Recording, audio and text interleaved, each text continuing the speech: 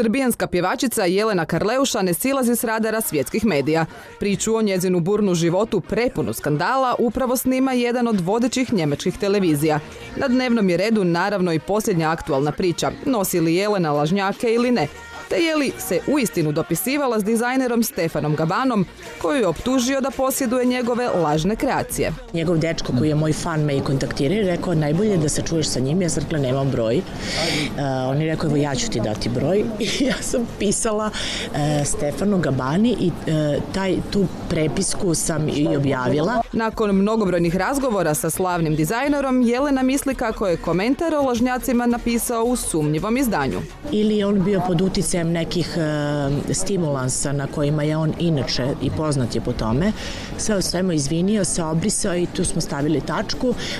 Rekao je da će ispraviti to što je uradio tako što će napraviti custom made ili samo za mene napravljene kostime za